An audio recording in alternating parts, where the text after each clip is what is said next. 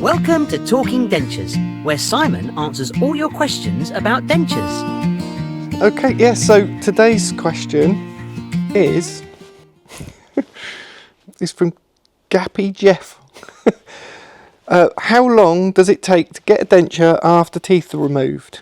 So, this will depend on where you go to get your dentures. The healing time from having teeth extracted to being able to place a permanent denture is about 3 months. Can be a little bit longer for some people, can be shorter for others. But you don't have to wait 3 months. The way that we do it, and most clinical dental technicians will do it, is that you will get a temporary denture before the teeth are extracted.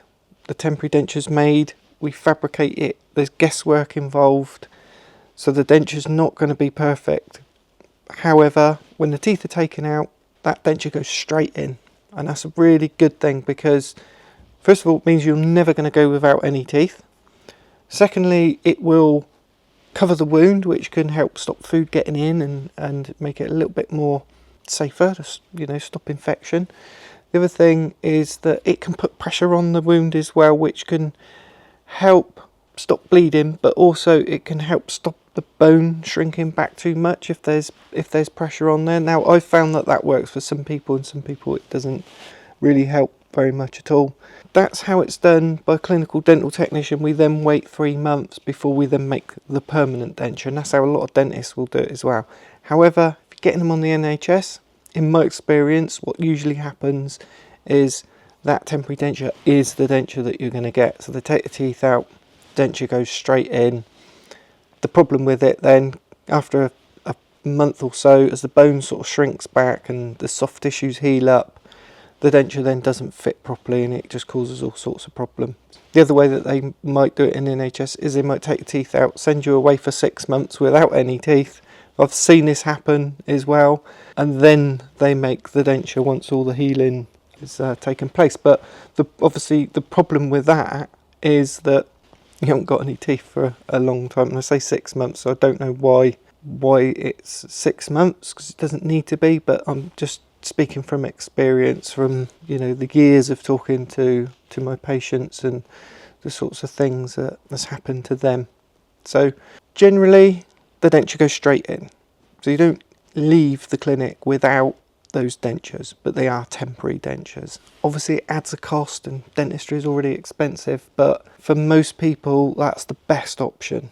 The other thing that's really good for that is also you've got a spare denture, so once your permanent denture's fitted, you've always got that temporary denture that was made as a backup. So if you ever needed any work doing to your new denture, that the permanent denture that you wear all the time, say you chip a tooth off and it's going to take a while to repair it, or anything like that, or you have a natural tooth extracted and you need one added to that denture, you've always got that temporary denture that you can go back to, so at least you've got something that you can wear.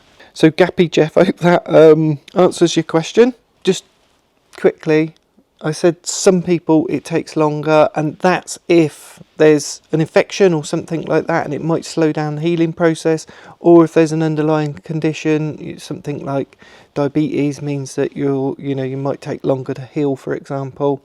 And for some people it's a lot less. So I've made successful permanent dentures after just a month of somebody having a tooth extracted, and it's because it's a tooth, not multiple teeth. The more teeth that are taken out, the more changes is going to be made, the more sort of bone resorption is going to occur. But if it's just one tooth and the tooth's already mobile and it's been wobbly for a while and it's taken out, there's going to be no change to the bone, because the bone's already gone, and the soft tissue can heal quite quickly. Within a few weeks, that'll be pretty settled. But also with my dentures, I put a plan on them, so if there is any shrinkage or absorption of the gum and then there's a little bit of a gap, then I can adjust that quite quickly, easily, and it's all included in the cost of the denture, so there's no extras added on. Typically, if you have an NHS denture and you're in this situation where you've had teeth out,